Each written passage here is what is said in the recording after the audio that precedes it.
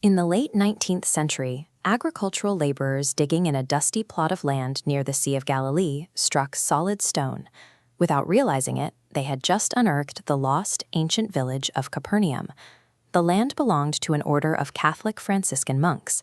When they purchased the property, they believed the biblical town lay further south. They bought this plot strictly for farming. Over the following decades, excavations revealed two massive, completely distinct ancient buildings sitting practically on top of each other.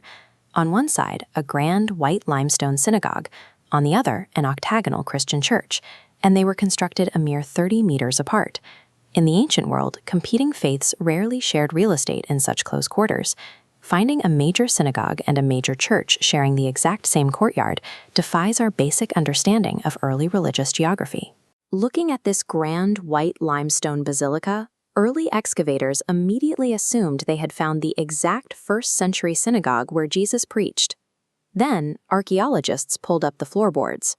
They found hundreds of coins placed in the foundations by ancient builders for good luck. Those coins clearly dated to the late 4th century, proving the massive white structure was built hundreds of years after the 1st century.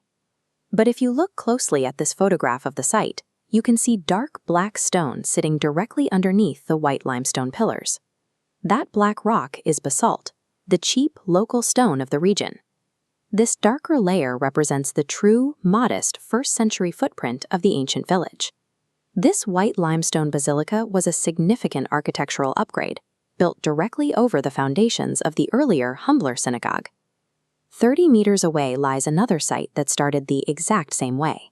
It was a standard, simple 1st century black basalt fisherman's house, identified by ancient tradition as the home of St. Peter. By the late 1st century, the local community began treating this specific home differently.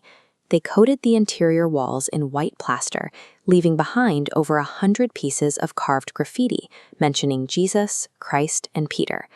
As this diagram illustrates, the site required physical separation. 4th century builders constructed a thick exterior wall around the home, creating an insula sacra, a sacred island. Finally, in the 5th century, they erected a massive octagonal church directly on top of those original walls. By the turn of the 5th century, both colossal monuments stood fully built, practically touching. Historians offer two very different explanations for this proximity. The first suggests the local Orthodox Jewish community and the Jewish Christian community lived in a highly unusual, localized state of tolerant harmony. Scholar Rena Talgum proposes an opposing theory. By the late 4th century, Christianity was the dominant religion of the Roman Empire.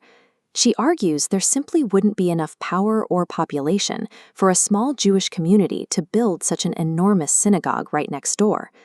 Instead, she concludes that early Christian pilgrims, eager to see the locations they read about in Scripture, actually funded and built the Grand White Synagogue themselves as a life-size replica for religious tourism.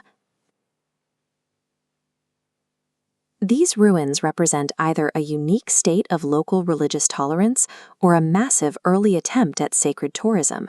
From the 1st century basalt foundations to the 5th century octagonal church, each layer of construction at Capernaum shows a deliberate effort to preserve and highlight the specific footprint beneath it. This photograph shows the modern Catholic church erected over St. Peter's House in 1990. It looks almost like a spaceship hovering over the site.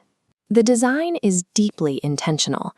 The church features a glass floor in the center, allowing today's pilgrims to look directly down at the ancient footprint without stepping on or degrading the fragile ruins.